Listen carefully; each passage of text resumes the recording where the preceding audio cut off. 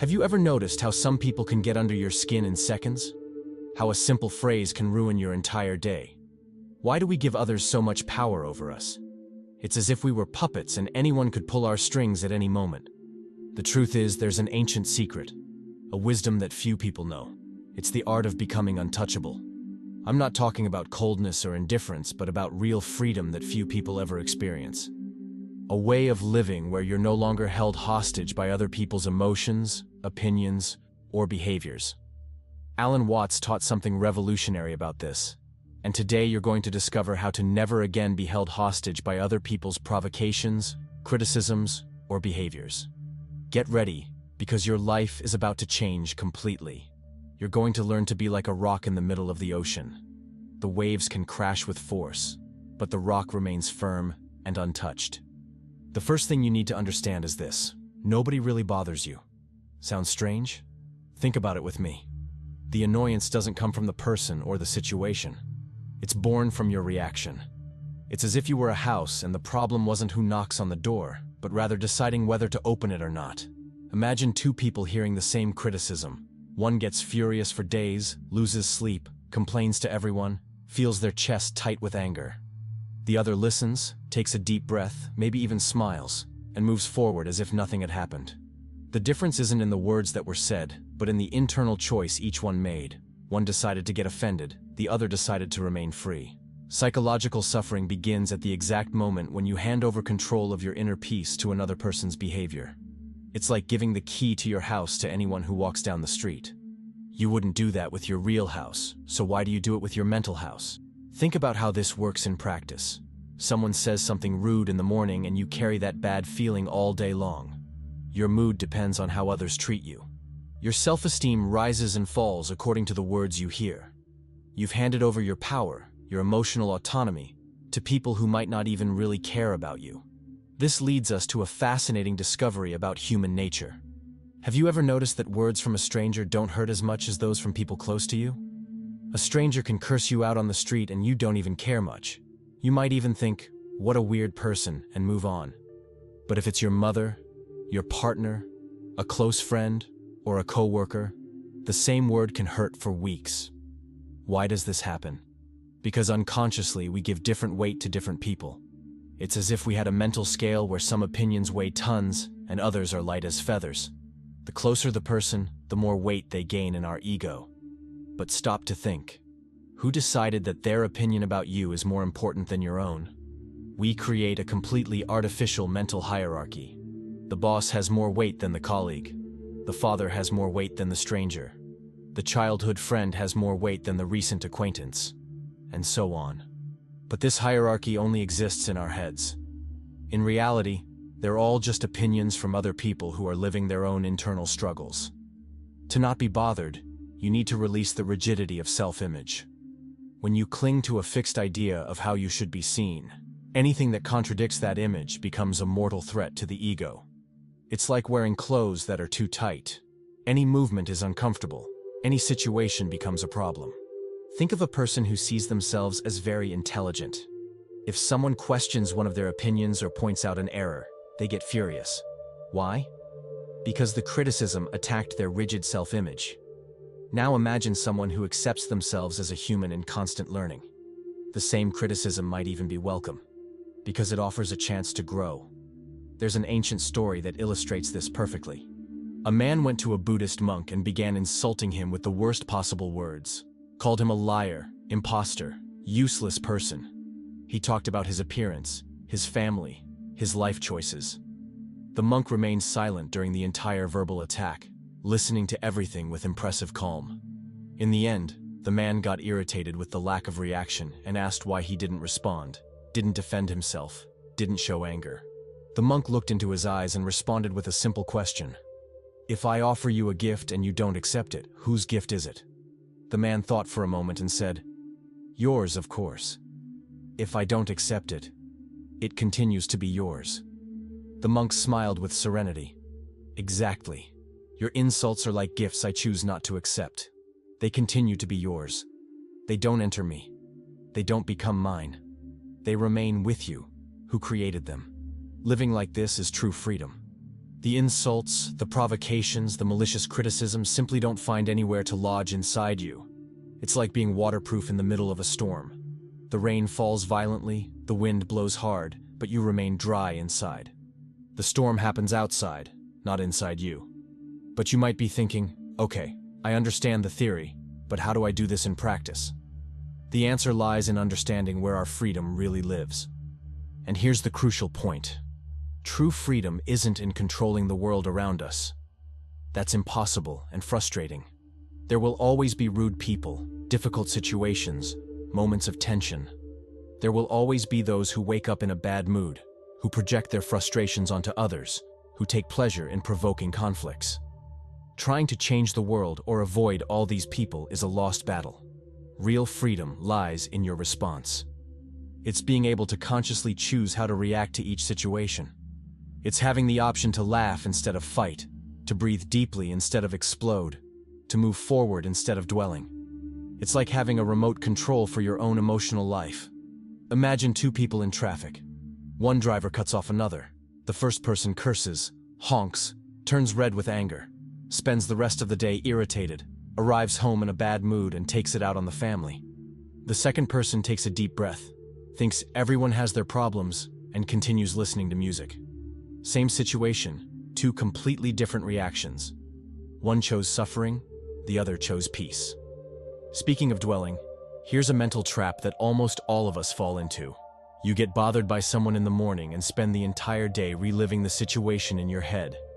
You imagine what you should have responded, plan what you're going to say if you meet the person again. Feel the anger grow with each mental repetition like a snowball rolling down the mountain. You repeat the conversation mentally dozens of times. You create different scenarios, imagine perfect responses, fantasize about putting the person in their place. Meanwhile, your blood pressure rises, your stomach gets tight, your jaw locks with tension. You're literally poisoning yourself with your own thoughts. Meanwhile, the person who caused the initial annoyance has probably already completely forgotten what happened. They're living their day normally, maybe even happily, solving their problems, taking care of their life. They might be eating lunch peacefully, laughing with friends, watching television. They don't even remember anymore the episode that's consuming you. The annoyance persists because you keep the conversation alive inside your mind. It's like keeping garbage in your house and then complaining about the smell. You feed the problem, give it energy, allow it to grow and multiply. The person caused a spark, but you're the one keeping the fire burning. This is even more intense and common with the people closest to us. Those who bother us most are usually family, close friends, and romantic partners. This isn't a coincidence. It has a clear psychological explanation. The reason is that we create specific expectations about how these people should act. It's as if we wrote a detailed mental script for each important person in our life. We expect our mother to always be understanding and caring, that our partner always supports and understands us, that our friends always act with loyalty, that our children always respect us, that our boss is always fair. When reality doesn't match our pre-programmed expectation, internal conflict arises. We get irritated not just with what the person did, but with the fact that they broke our mental script. It's as if they were performing wrong the role we wrote for them. But stop to think. Who said people have an obligation to follow our script? Who decided they should act according to our expectations? Each person has their own story, their fears, their limitations, their bad days, their internal problems. They're living their life, not ours. Peace arises when we stop demanding that people be different from what they are. When we accept that each person has their own rhythm, their unique way of seeing the world, their own battles to fight. This doesn't mean accepting everything passively or letting people walk all over you. It means understanding human nature without getting frustrated with it. It's like accepting that in winter it's cold. You can complain, you can get irritated, you can curse the weather, but winter won't change because of your anger. Better to accept reality and dress appropriately. With people, it's the same. Better to understand how they are and protect yourself appropriately than to keep fighting with their nature. This kind of love and acceptance is revolutionary because it doesn't depend on the other person's performance. It's not loving only when the person is acting your way. It's loving knowing the flaws, limitations, and imperfections. It's not emotional indifference, it's mental clarity. It's like loving the ocean knowing that sometimes it's calm and sometimes agitated. but its deep essence remains the same. Letting others be as they are, without the constant need to change them, educate them, or correct them, is an act of emotional maturity. It's like releasing the rope in a tug of war that only you are pulling. Suddenly, all the tension disappears. To understand this more deeply, we need to look at the true root of all annoyance: the ego. The ego is that part of our psyche that identifies with our social roles, our achievements, our public image. It's like a fragile bubble that constantly needs external validation to stay inflated. When someone praises the ego, it feels important, superior, special. When someone criticizes it, it feels threatened, diminished, attacked. It lives on a permanent emotional roller coaster, always depending on the social temperature around it. It's like a human thermometer that changes according to the environment. The ego has some interesting characteristics. It loves to be admired, but hates to be ignored. It would rather even be hated than be irrelevant. It always wants to be right, even when it's clearly wrong. It seeks approval, but rejects those who don't approve of it. It's contradictory, insecure, and extremely dependent on others' opinions. But here's the secret that changes everything. Criticism and praise only affect the character you play socially, not your real consciousness, your true essence. It's like an experienced actor in theater.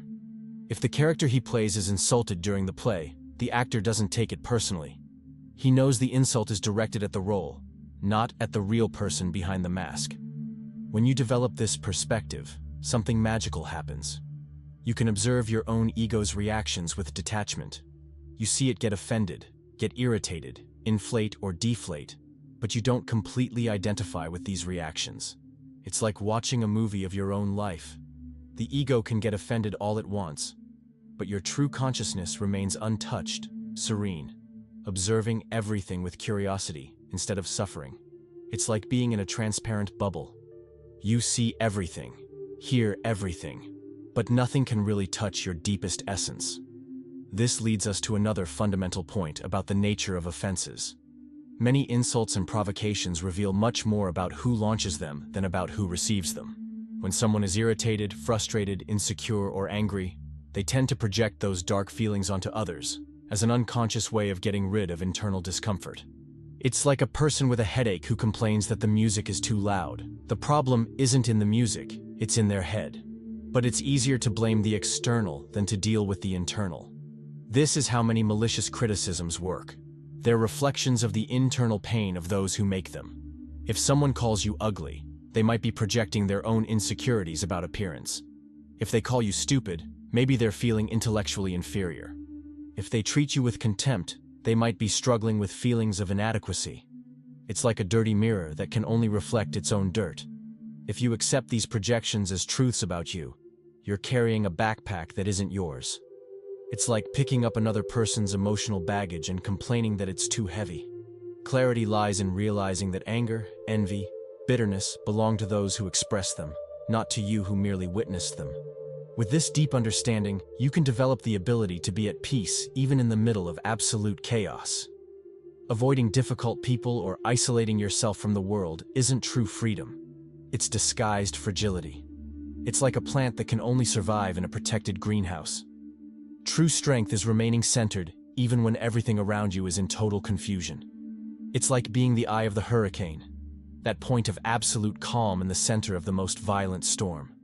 Things can be spinning wildly around, but in the center, there's an unbreakable peace.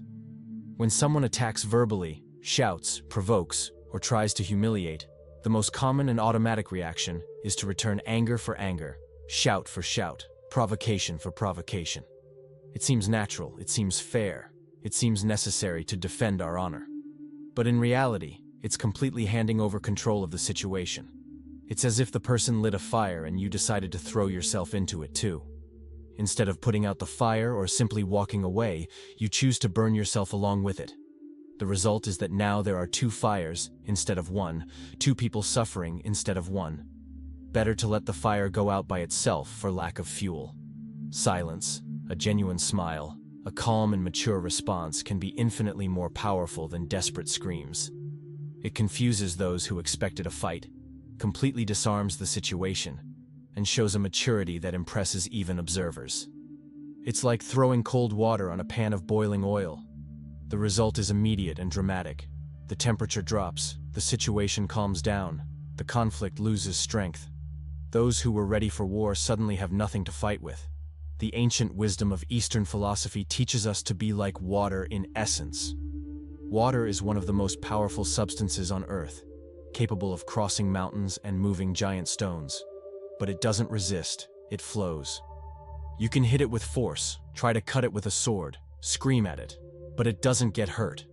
It simply adapts to the shape of what it encounters and continues its natural path. So should be the truly free person. Flexible like water, but indestructible in essence. Soft in form, but relentless in purpose. Capable of going around obstacles without breaking, of crossing conflicts without getting hurt. A significant part of our social suffering comes from expecting perfection from the people around us. We get genuinely bothered because we want everyone to act exactly as we think is correct, fair, and appropriate. We create rigid mental standards of how a father should act, how a friend should behave, how a colleague should work. But do we stop for a moment to think that we also make mistakes constantly? That we also have bad days, moments of bad mood, attitudes that don't represent our best selves? That we also hurt people we love, say things we don't think through properly, act in ways we later regret? If we're so imperfect with ourselves, why do we demand perfection from others? If we know our own limitations, fears, and failures, why are we surprised when we discover that other people have them too? When we genuinely accept that all human beings are fallible, that they're doing the best they can with the knowledge, maturity, and emotional stability they have at the moment, something beautiful and transformative arises. Genuine compassion instead of constant irritation. It's like looking at a 3-year-old child having a tantrum in the supermarket. You don't get mad at them. You don't feel offended by their behavior. You don't take it personally. You understand they haven't yet developed the emotional tools to deal with frustration in a mature way. There's understanding instead of judgment. There's a story that perfectly illustrates this practical wisdom. A man approached a master known for his serenity and asked, "Master, why do you never react when someone insults you or tries to provoke you? Why don't you defend yourself?" The wise man looked at him with gentle eyes and responded with a question. "Tell me something. If a dog barks at you on the street, do you bark back at it?" The man laughed at the obvious question. "Of course not. That would be ridiculous." The wise man smiled with understanding. "Then you've already understood the principle. Peace lies in not wasting your energy on unnecessary reactions. Every time you get unnecessarily irritated, you're literally losing a bit of your life force, your precious energy. It's like having a leak in a garden hose. The water keeps escaping little by little, constantly, until there's not enough pressure left to water the plants that really matter. Your emotional energy is a limited and valuable resource. You can spend it getting irritated by small things and people who don't even care about you, or you can save it for the moments and relationships that really deserve your attention. But here's a completely transformative perspective that will change how you see conflicts. Whoever bothers you is doing you a huge favor, even without knowing it.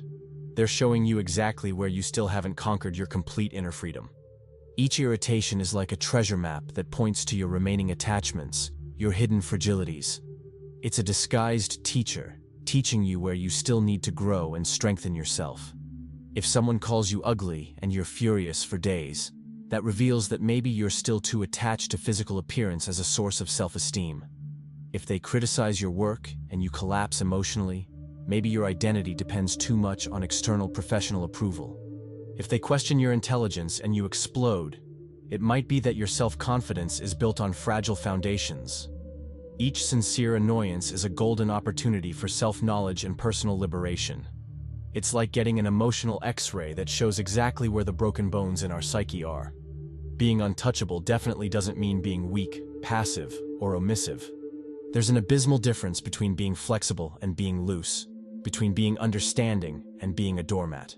It's completely possible to say no firmly, establish clear boundaries, defend your fundamental values, protect those you love, but all of this without unnecessary anger, without emotional drama.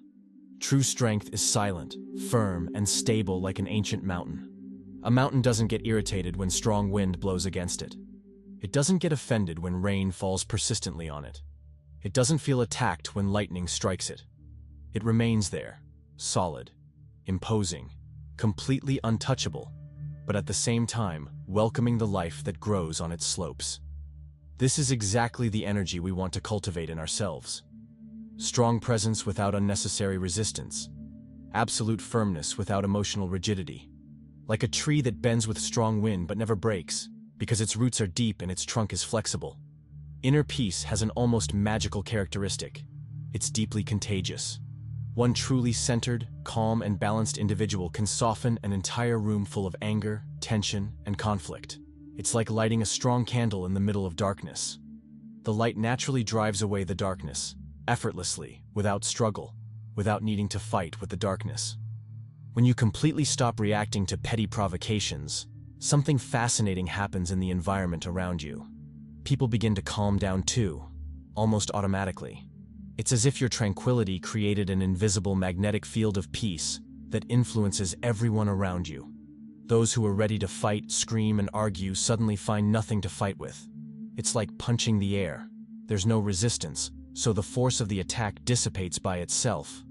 The person gets confused, bewildered, not knowing how to continue the conflict you refuse to feed. Now we come to the most practical part: how to put all this wisdom into action in real daily life. There are 3 fundamental steps that can literally transform your life if practiced consistently. They're simple to understand, but profound to apply. First step: pure awareness. Learn to perceive the exact moment when you're being emotionally provoked. Feel the irritation arising like a hot wave in your chest. Observe your jaw clenching. Notice your breathing accelerating. Become a scientist of your own emotional life, observing internal phenomena with curiosity instead of judgment. Most people live on emotional autopilot. They feel anger and react instantly, without even realizing what happened. It's like driving while sleeping. But when you develop awareness, you create a precious space between stimulus and response. In that space lives your freedom. Second step: broad perspective. Before reacting impulsively, always ask this transformative question: will this have any real importance 5 years from now?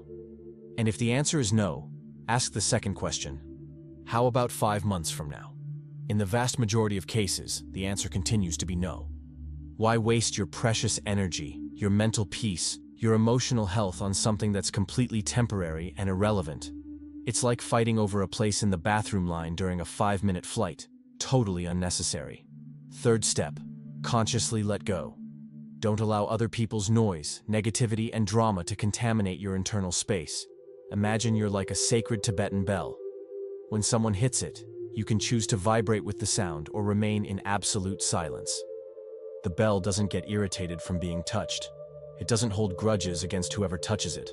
It simply returns to its natural state of silence after the sound dissipates. That's the freedom we're seeking.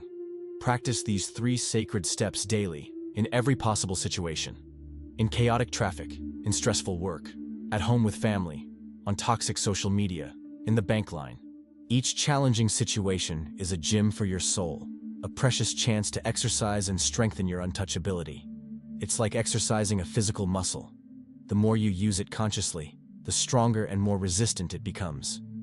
In the beginning, it might be difficult. It might seem artificial. But with time, it becomes as natural as breathing. True inner peace is like a rare jewel you always carry in your chest. It's your most valuable treasure, more precious than any material possession. It shouldn't be handed over to every cheap provocation, petty criticism, or passing moment of tension. It's your sacred responsibility to protect this jewel. Only you have the power to decide who can touch, influence, or disturb your peace. It's like having a house with an electronic gate. You choose who enters and who stays outside. Your mind is your private property, and you're the only owner of the keys. Being truly untouchable is living as free consciousness, open to life, but untouchable by others' emotional storms. It's knowing deep in your heart that you are infinitely more than any opinion they might have about you. It's understanding that your true essence is far beyond any insult or praise you might receive. The world will always test your serenity. It's like a cosmic school where the exams never stop. There will always be difficult people, challenging situations, moments that seem specially created to get you riled up. People who wake up in bad moods and want to contaminate everyone. Situations that seem unfair. Circumstances that test your patience to the limit. But when you completely master the ancient art of being untouchable, none of this matters anymore. You become like infinite space. Everything can pass through it. Storms, hurricanes, even cosmic explosions. But it remains eternally pure, empty of drama, infinitely vast and serene. You continue participating in life, loving people, working, having fun, but without being dragged by others' emotional waves. It's like being an experienced surfer. You use the waves to have fun, but you're not knocked down by them. This ancient knowledge is now in your hands, like an ancestral gift passed down from generation to generation. Use it with wisdom and responsibility. Practice every day, in every opportunity life offers. Observe how your existence gradually transforms when you definitively stop being held hostage by others' provocations, moods, and dramas. If this content deeply touched your heart, and you want to continue receiving more transformative wisdom like this, subscribe to the channel now and activate the notification bell so you don't miss any video. And if you felt this message can genuinely help someone you know, someone who is unnecessarily suffering from others' opinions and behaviors, share this video. Sometimes, a single word at the right moment can completely change a life. Be that bridge of wisdom and liberation for the world.